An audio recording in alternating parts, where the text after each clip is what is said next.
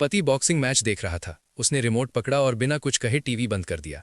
गुस्से में वो उछल पड़ा और अपनी पत्नी का सिर दीवार पर दे मारा। उसे क्या पता था कि उसकी इस लापरवाही से उसकी मौत हो जाएगी। जियाओमी जानती थी कि उसका पति एक गुस्सैल और ऐसा साइकोपैथ है जिसका अंदाजा नहीं लगाया जा सकता, जो उसे कभी भी फिर से मार सकता है। अपने होने वाले बच्चे को बचाने के लिए उसने दर्द को नज़रअंदाज किया और जल्दी से बेडरूम का दरवाज़ा बंद कर दिया। जब उसने अपना घाव चेक किया तो उसे उसके सिर के पिछले हिस्से से खून बहता हुआ मिला। उसका पति शराबी था और यह पहली बार नहीं था जब उसने उसे पीटा था, इसलिए वो कुछ भी कहे उसने दरवाज़ा नहीं खोला। थोड़ी देर बाद पति जो सोफे पर सो रहा था अचानक एक तेज घरघराहट की आवाज़ से जाग गया। वो हैरान होकर किचन में गया और देखा कि स्टोव पर मीट ग्राइंडर बेकार चल रहा है। उसकी पत्नी बेडरूम में सो रही थी और घर पर कोई नहीं था। इसे किसने चालू किया था? वो फ्रिज बंद करने के लिए हाथ बढ़ाए ही था कि बिना किसी वार्निंग के उसके पीछे फ्रिज का दरवाज़ा चरमराकर खुल गया। वो आदमी पूरी तरह हैरान था। क्या उसकी पत्नी उसके साथ कोई मजाक कर रही थी? जैसे ही वो सोच रही थी कि क्या हो रहा है, अचानक लिविंग रूम से एक तीखी आवाज़ आई। वो दौड़कर गई और देखा कि काले कपड़ों में एक आदमी सोफे पर बैठा है, लगातार टीवी चैनल बदल रहा है। लाइट बंद करते ही काले कपड़ों में वो आदमी जो अभी सोफे पर था बिना किसी वजह के गायब हो गया। क्या उसने ये सोचा था? लेकिन सोफे पर एक डेंट था जो वापस उछल गया। साफ था कि कोई वहां बैठा था। जैसे ही वो आदमी अभी भी हैरान था, काले कपड़ों में वो आदमी भूत की तरह उसके पीछे आ गया। जिस पल काले कपड़ों में उस आदमी ने हमला किया, बेडरूम में मैडी अचानक जाग गई। उसने अपने तकिए पर खून के धब्बे देखे और जल्दी से अपने सिर के पिछले हिस्से को छुआ। घाव से अभी भी खून बह रहा था। वो नीचे भागी, चाहती थी कि उसका पति उसे हॉस्पिटल ले जाए, लेकिन उसने देखा कि उसके पति की गर्दन अजीब तरह से टूट गई थी और वो लिविंग रूम में मरा पड़ा था। उसकी मौत एक अजीब और दुखद रहस्य थी। इसके तुरंत बाद उसने देखा कि काले कपड़े पहने एक आदमी जिसका सिर मुंडा हुआ था उसके पति की बॉडी के पास आया। मैडी ये देखकर डर गई और घबराकर ऊपर भागी। जैसे ही उसने दरवाज़ा बंद करने की कोशिश की, काले कपड़े पहने आदमी ने उसका पीछा किया, उसे कई मीटर दूर गिरा दिया और बेहोश कर दिया। थोड़ी देर बाद पुलिस को एक पड़ोसी का फोन आया और वे मौके पर पहुंचे, लेकिन उस आदमी की मौत देखकर हैरान रह गए। उन्हें और भी हैरानी इस बात की थी कि पूरे घर में जबरदस्ती घुसने का कोई निशान नहीं था। कातिल अंदर कैसे आया? अगले दिन केस का इंचार्ज डिटेक्टिव हॉस्पिटल आया, मैडी से घटना के बारे में पूछताछ करने के इरादे से। लेकिन मैडी अपना बच्चा खो चुकी थी, इसलिए किसी भी सवाल का जवाब नहीं दे पाई। मैडी के पड़ोसियों से पूछताछ करने के बाद काले कपड़े पहनी महिला को दो जरूरी जानकारी मिली। पहली बात, मैडी के पति का घरेलू हिंसा का इतिहास रहा था। दूसरी बात, मैडी को पिछले 2 सालों में 3 बार हिरासत में लिया गया था और क्राइम सीन पर जबरदस्ती घुसने के कोई निशान न होने की वजह से काले कपड़ों वाली महिला ने यह नतीजा निकाला कि मैडी ही मुख्य संदिग्ध है। आधे महीने बाद मैडी को हॉस्पिटल से छुट्टी मिल गई और वो घर लौटी तो उसने देखा कि नीचे की स्ट्रीट लाइट अचानक अजीब तरह से टिमटिमा रही है। इसके तुरंत बाद उसने काले कपड़ों वाले एक आदमी को आते देखा। उसकी नसें जो अभी अभी शांत हुई थीं, फिर से कस गईं।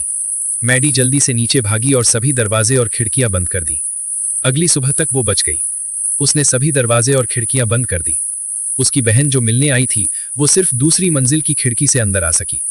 कोई सोच सकता है कि मैडी को कितना गहरा सदमा लगा होगा। उस दिन जब मैडी कपड़े धोने की तैयारी कर रही थी तो उसके सिर के घाव में अचानक दर्द होने लगा।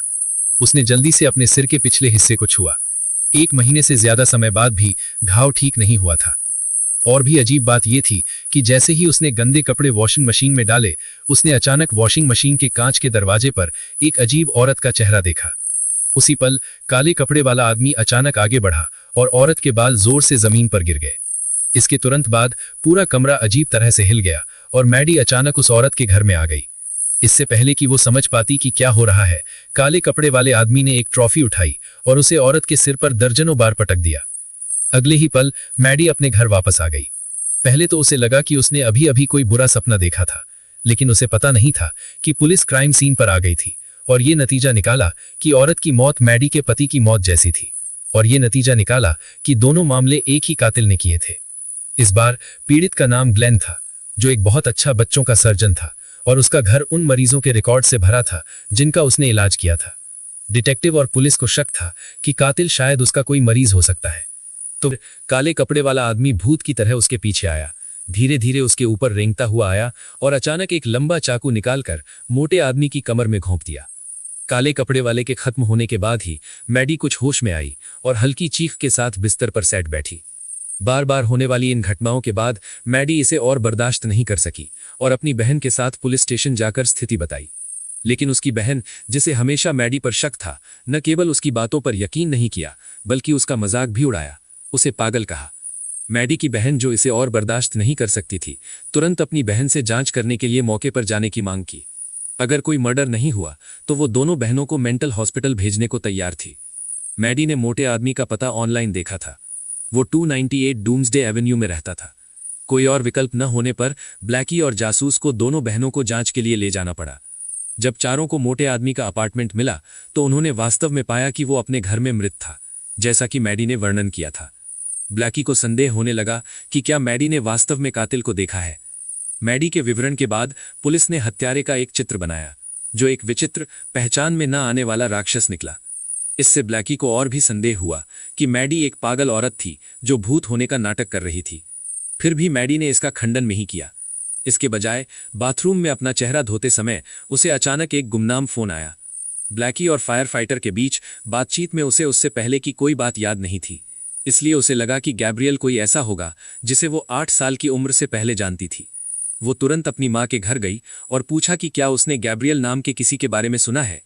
जैसे ही उसने नाम सुना, उसके चेहरे पर अचानक डर आ गया, क्योंकि जब मैडी पहली बार गोद ली गई थी तो वो अक्सर बिना किसी वजह के बातें करती थी। पहले तो माँ को लगा कि गैब्रियल मैडी का मनचाहा दोस्त है और प्यार से धीरे धीरे मैडी ठीक हो जाएगी। लेकिन जैसे जैसे समय बीता, मैडी का अजीब बर्ताव न केवल ठीक नहीं हुआ, बल्कि वो अक्सर खिलौने फोन से गैब्रियल से बात करती थी, डरावनी बातें करती थी। इस बीच डिटेक्टिव शाओ को आखिरकार डॉक्टर ग्लेन की पेशेंट फाइलों में एक संदिग्ध पेशेंट मिला। इस पेशेंट का नाम एमिली था, जो 7 साल की लड़की थी। एमिली को न सिर्फ अक्सर वहम होता था, बल्कि वो अक्सर शैतान को देखने का भी दावा करती थी। इसलिए डॉक्टर ग्लेन ने एमिली को ठीक करने के लिए डॉक्टर जॉन और डॉक्टर विक्टर को एमिली के लिए मिलकर एक ट्रीटमेंट प्लान बनाने के लिए बुलाया। यहाँ जिस पेशेंट का जिक्र है, एमिली, वो कोई और नहीं बल्कि मैडी है, जिसने अपना नाम बदलने से पहले ऐसा किया था। ये देखकर डिटेक्टिव शाओ को अचानक कुछ समझ आया और उसने जल्दी से तीनों डॉक्टरों की फोटो चेक की और पक्का उसे पता चला कि उनमें से 2 इस केस में विक्टिम थे। अगर कुछ अनएक्सपेक्टेड नहीं हुआ तो अगला विक्टिम डर में आ गया। थोड़ी देर बाद डिटेक्टिव शाओ डॉक्टर जॉन के घर भागा और उसे बाथटब में मरा पड़ा पाया। मैडी ने डिटेक्टिव शाओ को दौड़ते हुए अंदर आते देखा और मदद के लिए पुकारना चाहा, लेकिन उसने पाया कि डिटेक्टिव शाओ न तो उसकी आवाज सुन सकता था, न ही उसे देख सकता था। उसी समय काले कपड़े पहने एक आदमी अचानक छत से नीचे कूदा, अचानक डिटेक्टिव शाओ से टकराया और फिर कमरे से बाहर भाग गया। ये 2021 की सस्पेंस हॉरर फिल्म है फेटल सेंसेशन, जिसे जीनियस डायरेक्टर जेम्स वॉन ने डायरेक्ट किया है। डिटेक्टिव शाओ ने फिर काले कपड़े पहने उस आदमी का पीछा किया और एक खाली बिल्डिंग तक पहुंचा। काले कपड़ों में एक आदमी अचानक गाड़ी की छत से नीचे कूद गया। उसका इरादा डिटेक्टिव शाओ को एक ही वार में मार डालने का था, लेकिन डिटेक्टिव शाओ भी एक वेल ट्रेंड और बेरहम इंसान था। हमला होने के बाद भी उसने खुद को संभाला। काले कपड़े वाला आदमी रुकने की हिम्मत नहीं, मौत का पक्का मैडी से कोई ना कोई संबंध था। इसलिए वो तुरंत मैडी के घर गया और उसे जो कुछ भी पता था उसे बताया, उससे कुछ जानकारी निकालने की कोशिश की। लेकिन मैडी को 8 साल से पहले की कोई भी बात याद नहीं थी। सच का पता न चलने पर डिटेक्टिव शाओ को एक साइकोलॉजिस्ट को बुलाना पड़ा ताकि हिप्नोसिस के जरिए मैडी की यादें जगाई जा सकें। मैडी ने फोन पर गैब्रियल की सलाह मानकर एक चाकू लिया और अपनी मां के लिए केक का एक टुकड़ा काटने किचन में चली गई। लेकिन किचन अचानक उसकी मां के बेडरूम में बदल गया। मैडी को आखिरकार गैब्रियल की यादें आ गई। उसे पहले याद नहीं आ रहा था, क्योंकि उसकी छोटी बहन के जन्म के बाद वो गैब्रियल के बारे में भूल गई थी, पूरी तरह से भूली हुई और उसके दिमाग में गहराई तक दबी हुई। क्या गैब्रियल सच में उसकी कल्पना की उपज थी? कम से कम अभी के लिए मैडी को इससे बेहतर वजह नहीं सूझ रही थी।